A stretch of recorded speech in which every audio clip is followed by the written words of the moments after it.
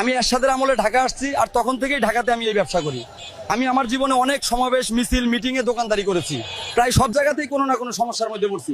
দোকানদারি করতে দিত না, দাঁড়াইতে দিত না, নেতাকর্মীরা টাকা না দেই বাদাম এটা সেটা খাইতো। টাকা চাইলে অনেক সময় বলতো, আরে বেটা এখানে দোকানদারি করলে তো চাঁদা দেওয়া লাগতো না, সেই চাঁদা থেকেই আমরা খাইলাম। এইরকম নেতাকর্মীও পাইছি। কিন্তু জামাতের সমাবেশে এসে আমি এগুলোর কিছুই পাইনি। ওনারা শুধু বলতেন বেচা কেনা করার সমস্যা নাই, কিন্তু জনগণের যেন সমস্যা না হয়। এমনকি কেউ টাকা ছাড়া একটা বাদামও খায়নি। সমাবেশের ভিতরে কোনো ধাক্কাধাক্কি, বিশৃঙ্খলা তো দূরের কথা, কারো গায়ের সাথে কারো গা পর্যন্ত লাগেনি। আমার কাছে মনে হয়েছে সত্যি একটা ইসলামিক দল, যেখানে আমি অনেকের নিরাপদে ছিলাম। তাদের আচরণ আমার খুব ভালো লাগছে। আমি এরশাদের আমলে ঢাকা আসছি আর তখন থেকেই ঢাকাতে আমি এই ব্যবসা করি।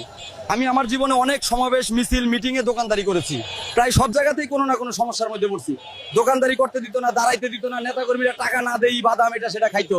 টাকা চাইলে অনেক সময় বলতো, আরে বেটা এখানে দোকানদারি করলে তো চাঁদা দেওয়া লাগতো না, সেই চাঁদা থেকেই আমরা খাইলাম। এইরকম নেতাকর্মীও পাইছি।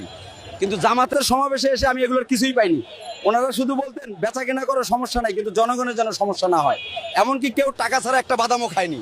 সমাবেশের ভিতরে কোনো ধাক্কাধাক্কি, বিশৃঙ্খলা তো দূরের কথা, কারো গায়ের সাথে কারো গা পর্যন্ত লাগেনি।